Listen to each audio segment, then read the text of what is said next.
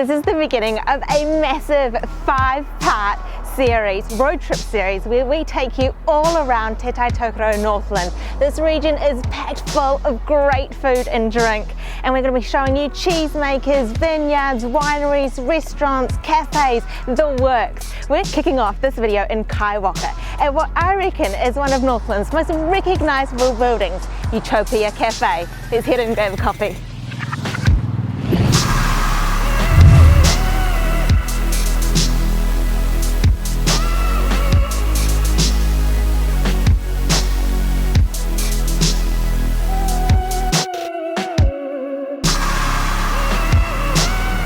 I'm Thomas. And I'm Sheena, and we're chasing a plate. We hope you're hungry. Let's eat.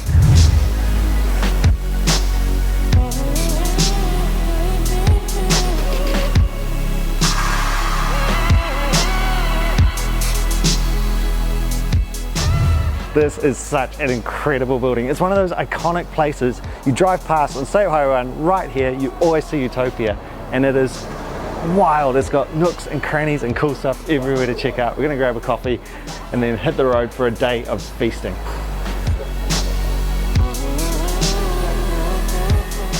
How quirky and eccentric is this place? It is loaded with sculpture and paintings and mosaics. It is a super fun place to kick off this video.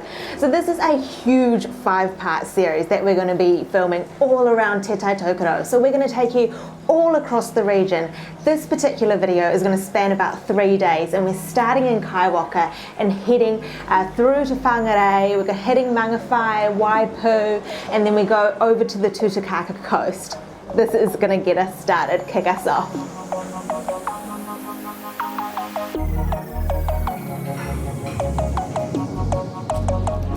There couldn't be a much better way to start. So we've gone from coffee, now we've whipped over to Mangawhai for chocolate. We're going to a chocolate factory. So this is Bennetts, and honestly, I feel like I'm in Tuscany. Look at the building, it's stunning.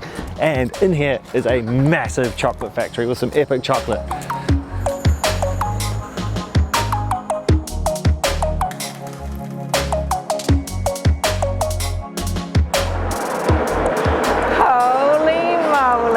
This is the chocolate factory, and it smells so good. I'm surrounded by chocolate fountains, so dark chocolate, milk chocolate, white chocolate pouring from these funnels. There's so much going on, so much sound. This is milk chocolate and nougat being shaken so that the chocolate settles. This is the head chocolatier, Lynn. It honestly is just an assault on the senses. There's so much going on. It smells so good. How much chocolate comes through the factory? It will probably be about 100 tons. 100 tons of chocolate a year is sold. That's quite a lot, isn't it? It's amazing. And then how many varieties do you have? I think we have about 30 varieties right now. Amazing. How good is behind the scenes footage of a chocolate factory? Those chocolate fountains, this is chocolate dreams coming true. We're behind the scenes, so we're getting some great access, but anyone who comes here can see the whole factory through the big viewing windows, so you get full access to all the chocolate production happening, and wow, it's amazing. From factory to chocolate shop, and look at this array. There's so many chocolates to choose from. It is impossible to make a choice, but I'm loading up a box of 10. Look at these ones. Absolutely beautiful. I think we'll grab 2 of those as well. Thank you. Thank you. Look at that. So super special, hand harvested salt from the local beach. Straight into this. Oh my God. Beautiful, soft caramel. Hint of salt. That chocolate is sensational.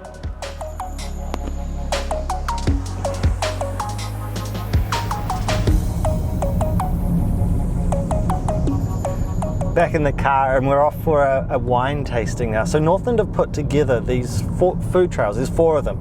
So you can drive all around Northland, see and explore so much of the countryside, while at the same time experiencing so much great food and drink and going to producers. they're really exciting, and you get to be like, look at these places we are, they're just stunning, and we're just cruising around, eating chocolate, going for a wine tasting. I mean, it doesn't get much better. It's super fun, and the trails are amazing. They cover so much ground and so much good food and drink.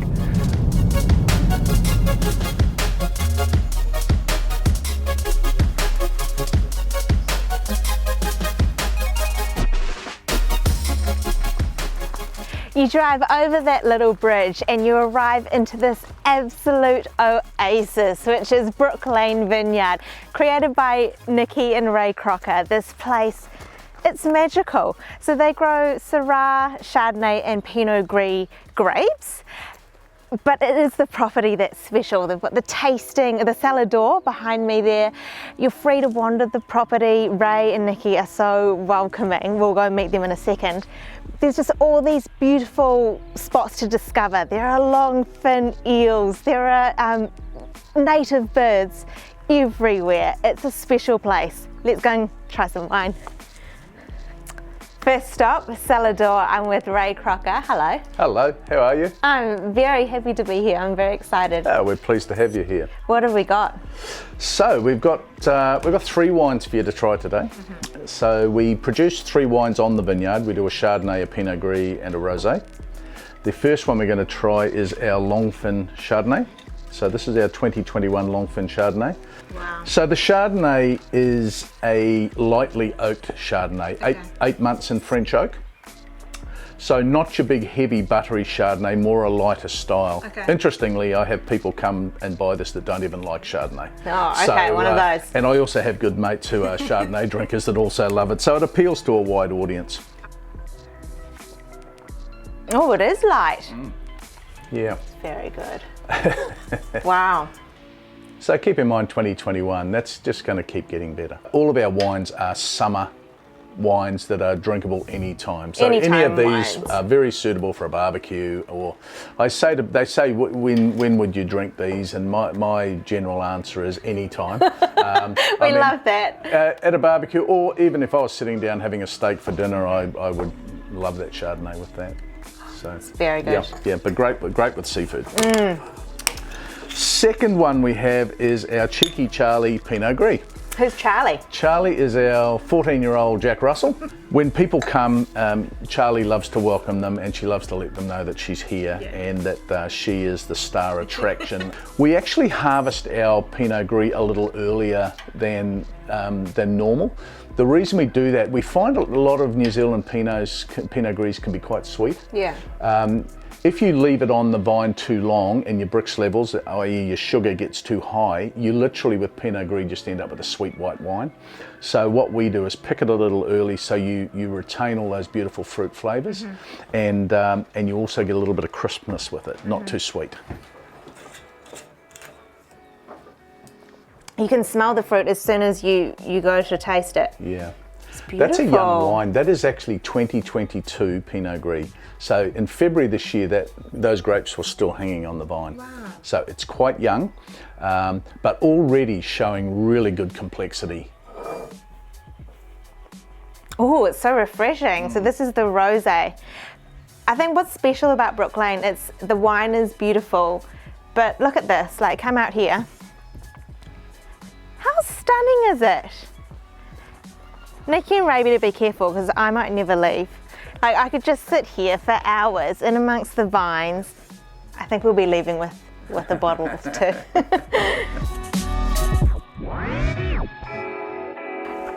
So after you've had your wine tasting with Ray, Nicky will take you up to her special little water tank. Dun, dun. Okay, so what have we got here? So this is our speakeasy. So do you know what a speakeasy is? Something secretive and special. Secretive and secret squirrel. So this is where we're going to do gin tastings. Okay. So come on in. Thank come and you, have a I'm look. excited. So this is, as it looks, it's an old water tank. So have a look in here. Wow. It's a magical place. Look at it. So we're inside a water tank. So here's our Tui Tui gin. So we've got an amazing little bottle. This is something that people can keep and reuse, or we're looking at possibly even bringing it back for a refill. Beautiful glass cap, and we told you about the Tui Tui. So here's the Tui. So you get one of my paintings in the label. Yeah. I love it here, I don't want to leave. It's quite fun, isn't it? It's a bit of a fun space. It's not what you expect when you walk into a water tank. No, not at all. A gin bar, gin speakeasy. A gin speakeasy. Dream come true. In Mangawhai, of all places. Wonderful. Where do we go from here? Don't let it fool you.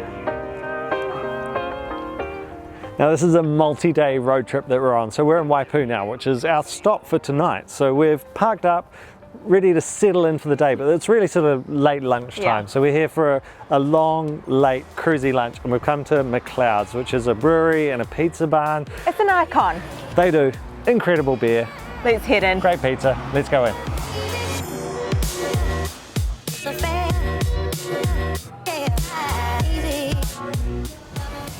We've just popped out the back of the pizza barn, and this is a full-on working brewery. So all the beer is brewed right here on site. So we're gonna go back into the pizza barn, taste some of the beer that's made right here. What a setup. Oh yes.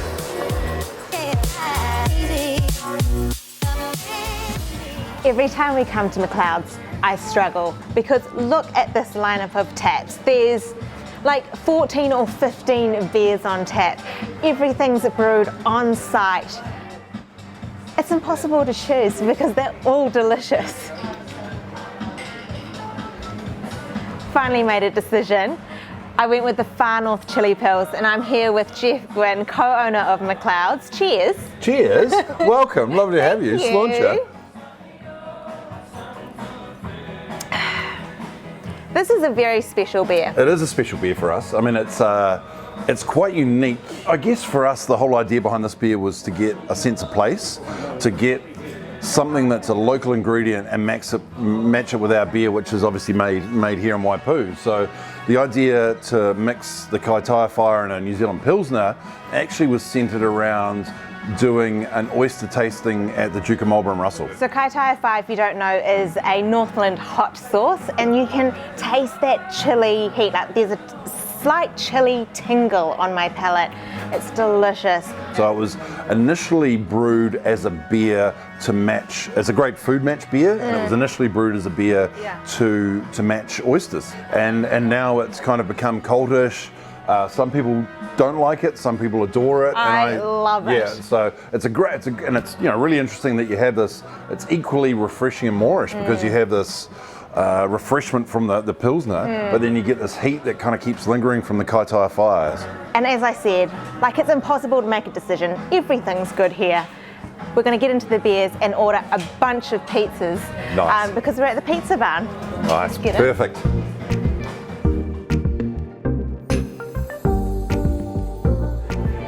How's this for a sort of a late lunch, long lunch spread? We've got a couple of small pizzas, some chicken wings, some loaded potatoes. We got a super old school prawn cocktail in the crystal glass.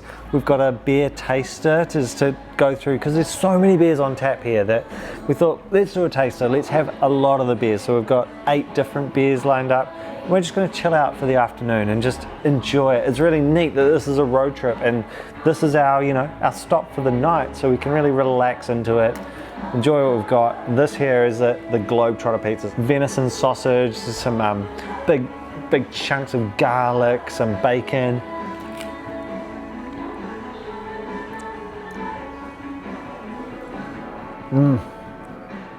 That is exactly what you want to be eating. That's so good. Loaded with ingredients. You're drinking local beer. Local as in it's brewed 20 meters through that wall. I love that. It's Northland style, like casual, great food, great atmosphere, great beer. Just chilling out for us for a long, slow afternoon. Few beers, few pizzas. What a way to wrap up day one of this road trip. I'm looking forward to just sitting back, relaxing, and getting into all this great food. Beer sampler, this Kai Tai Fire brew, which has just got that lovely little chili kick. It's really neat. good. It's real good.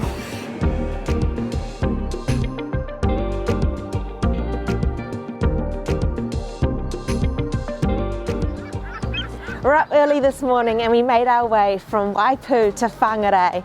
We decided to hold off on breakfast this morning until we got to Whangarei because we're heading to a legendary bagel shop, Biggie Bagels. These guys do hand-rolled bagels, house-smoked meats. Let's get into it. You feel alive, let's hit the dance floor. Don't work too hard, might break a backbone. Return of the Mac, the king is back though. Corvette and cash, I never lack those. She saw the stone, you know how that go. Biggie Bagels is owned by Mark and Agnes. Agnes is just on the coffee at the moment, and we've shown up at the right time because Mark has just whipped out the house smoked brisket. Oh my goodness. Tell me about this. We brine our brisket for a week. Yeah. And then we slow cook it overnight. So yesterday morning at 9 a.m. we put that on, and this morning at 6 a.m. we took it off. And we do that every Saturday, fresh. And it's a local beef, Northland beef. Northland beef. And look at how juicy it is. Very juicy and melt in your mouth. Wonderful. Wow. So you've got a special on today. So that's the smoked brisket slaw Yes. pickles. We're definitely ordering one of those. Absolutely. Yum. Cool. We also smoke our own salmon, cold Oh, do smoked you? salmon. Yep. Okay. And the pastrami. So we basically make everything from scratch. We only buy raw ingredients.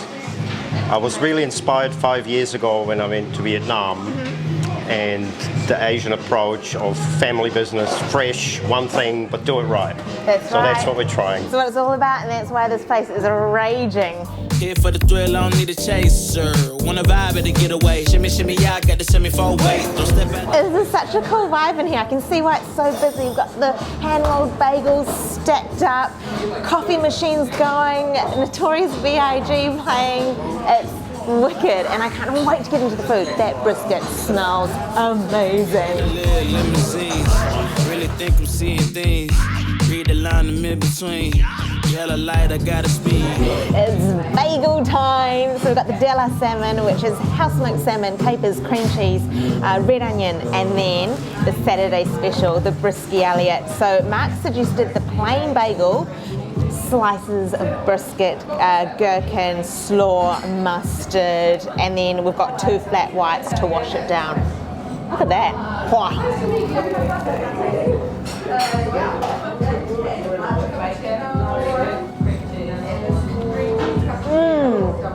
That's beautiful. The meat is stunning. The bagel has such a great texture. It's got a great chew about it. I love this place. Great vibe, family owned and operated, products made in-house. This is a winner.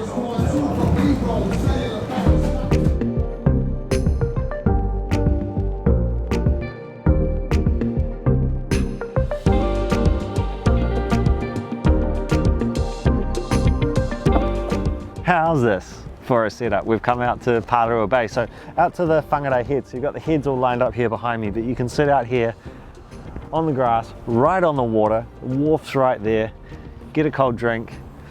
This sums it up for me, like Northland lifestyle, just hanging by the water, sun's out, stunning view, cold beer. It's not bad. It's not bad at all. This is the life, man. Just chilling out by the water. I love it.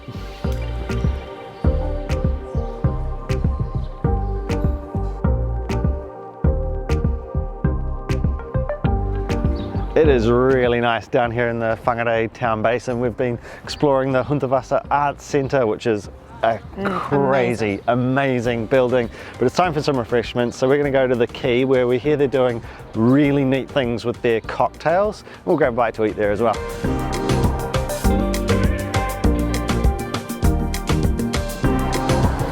The team at the Quay are doing amazing things with cocktails. They're utilising a lot of the waste that's coming from the kitchen in their cocktails. So I'm going to perch up here at the bar with Gregor, and he's going to make us a cocktail and talk a bit about what they're doing here. So what are we having? So this is our peach and pineapple spritz. Okay. Using more of these kind of shrubs. So we've got an apple juniper shrub we talked about, which we'll probably go into a different one. Explain what a shrub is. So a shrub is a syrup that you make with vinegar. Okay. So the vinegar kind of acts like a preservative, but also adds a bit of tang to it. Okay. Yeah, so this is our pineapple rosemary shrub. So we use pineapple kind of skins and cores and things like that. And rosemary, we cook that down into a syrup, and then we blend in some vinegar to make it a tangy thing. We also sell it as like a house-made soft drink, so you can have it still as sparkling as well on its own.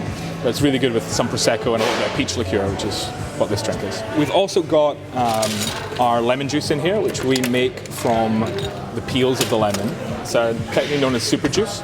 So we used to use about 2 kilos to make a litre of lemon juice, and we now use about 6 lemons instead.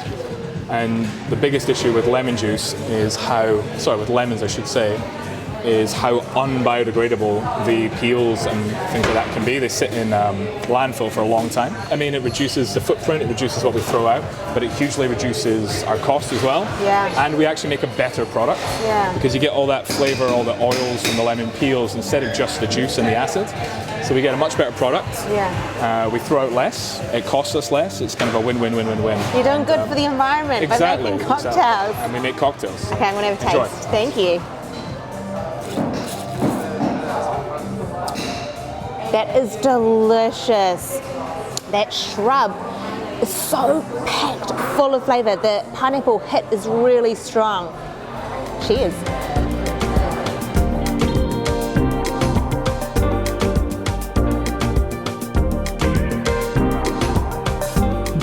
How's this? We've made our way out onto it's the jetty. We are literally sitting over the water.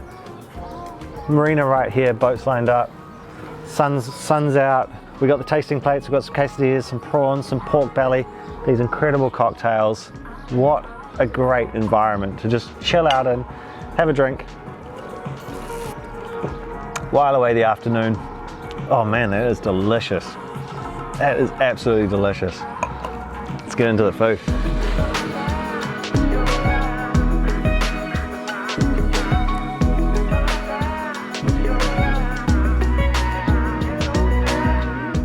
We just finished up our cocktails over there, and now we're heading here to the Vasa Art Centre for dinner. And isn't this building absolutely spectacular? So Vasa was an artist and architect, and he spent a lot of his life in Northland. This art centre was finished last year, 22 years after his death. It is well worth a visit, and we're heading up to that terrace for dinner.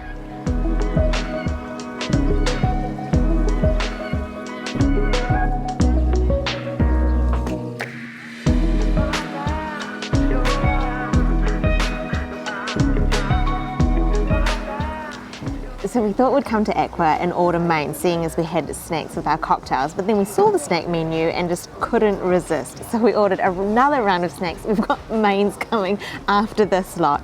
But the team here are just so committed to celebrating local produce. We've got oysters from Palerua Bay, garlic bread, which is half a baguette, which is from Pine Nut Bakery, also a Northland baker. We've got fries because I saw someone at the other table grab a bowl and they just looked so good. So this has got a spiced gherkin gel on top.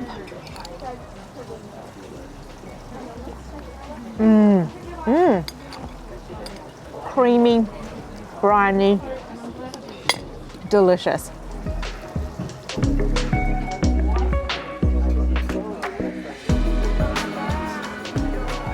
I had a real hankering for steak. I'm so glad I ordered it. It is such a beautiful looking dish. Beef rump, potato gratin, cream spinach, pickled vegetables, crispy onions. Thomas went for the mushroom and ricotta gnocchi. There's artichokes, feta, pea puree. They're both beautiful looking dishes.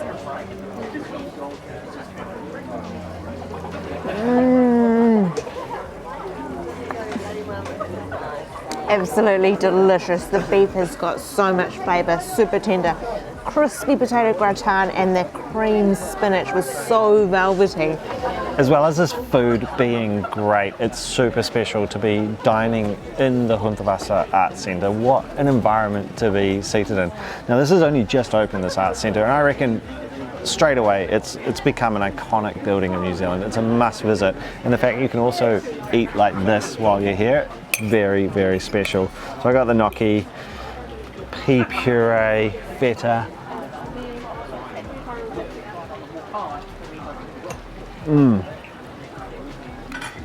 Yum. Great hit of that cheese, bit of freshness from the pea. That's just what I felt like after all the different food we've had today. It's been such a good day of exploring. All around Whangarei, out to the pub, had some great drinks. And it's not over for this. This video's got another day of eating to come. There's so much good food in this region. We are loving it. So we're gonna finish up here. We've got more to come tomorrow.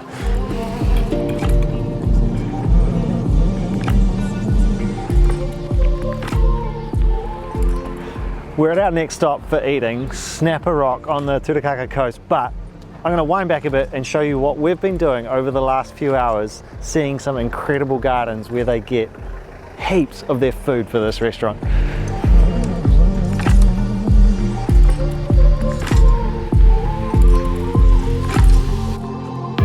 So Snapper Rock is a very iconic restaurant on the stunning coastline, but look at this garden we're in. It supplies a ton of fruit and veg for the restaurant, direct from the garden to the restaurant, and this place is incredible.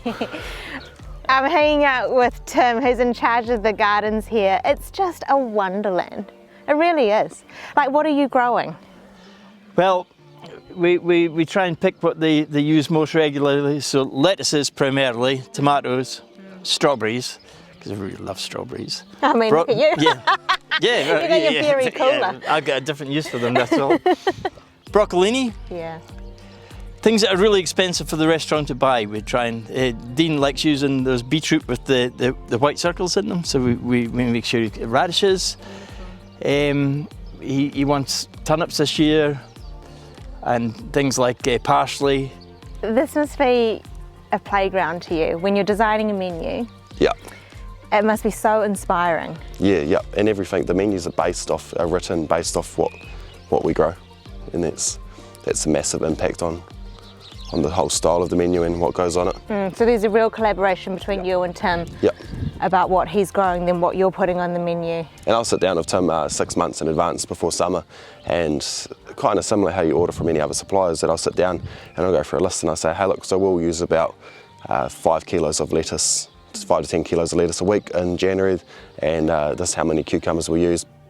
This is really exciting as a diner because it truly is a garden to plate experience.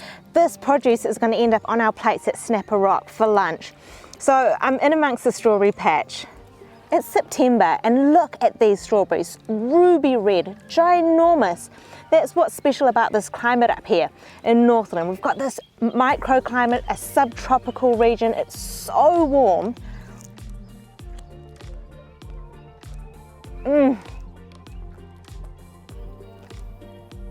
Juicy, sweet, it's got so much flavour. So this region is producing incredible produce. Wow. You know, we've brought the chefs out here and like that respect for ingredients. So bringing the chefs out here and getting them to do a day and digging up the garden, you know, and doing a bit of work in the gardens, and you realise that it's not easy work, you know.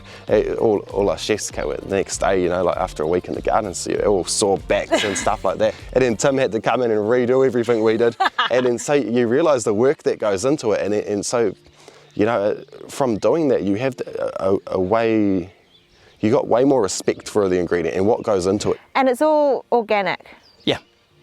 Wow. No sprays, no chemical fertilisers.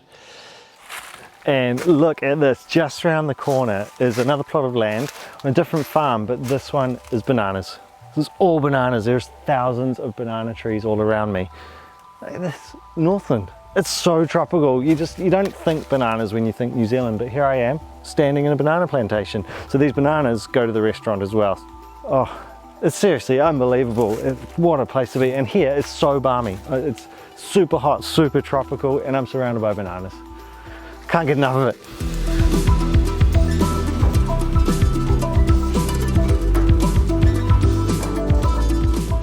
Look at this garden to plate feast. We asked Dean to whip up some of his favourite dishes, and this is what we've wound up with, and I am not complaining. So we've got ceviche at the front there, fresh snapper ceviche with crispy corn, smoked ox tongue toast, bitterballen, which is a Dutch snack, so a lamb stew, and then they're crumbed, deep fried.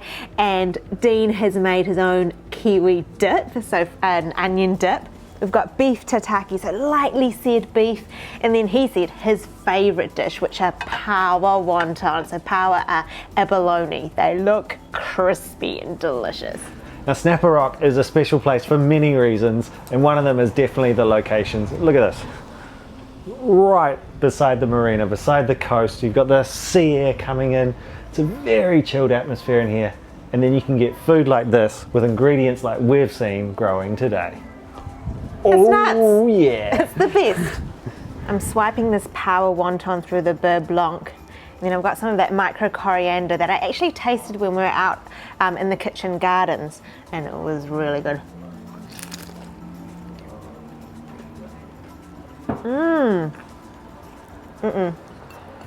The power is light. It's perfectly cooked. There's a ton of onion in there. The beurre blanc is super lemony, creamy. And then that micro coriander is a burst of flavour. So Dean was saying, you know, the micro herbs, the micro greens aren't just there for looks, they actually add so much flavour. Snapper ceviche time.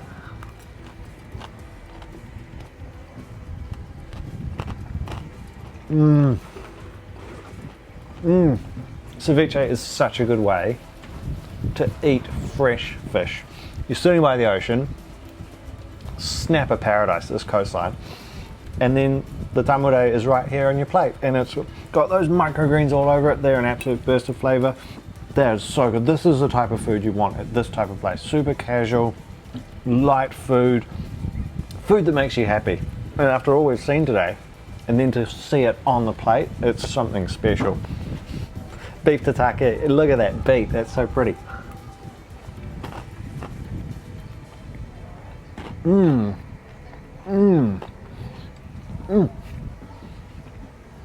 A burst of flavour, and there's wasabi peas on there. They just give you a nice little tingle. What a place. It's a celebration of everything about Northland. Local ingredients from local, you know, growers, and everything's special. It's a very, very good meal. After, I mean, we've had a mega few days of eating, but this is Northland. These road trips are just screaming Northland, you know. Banana plantations, breweries. There's McLeods beer here, so I'm having a lager from McLeods. I mean, what a special place, part of the world. I mean, it's a joy to be here. It's a joy to be filming this. Get in the car, do these road trips. You will not regret it. There's heaps more videos to come. Thank you for watching this one. Remember, it is part 1 of a 5-part series. So subscribe, watch the rest of the videos. Thank you. We forgot about dessert. Look at this. Panna cotta made with honey and kaiwaka. The honey's from down the road. The banana is what was growing in that farm that we were at this morning. Campfire marshmallows. This is a mousse that's drizzled with the coffee syrup. Coffee from Matapori, down the road again. Oh, look at that.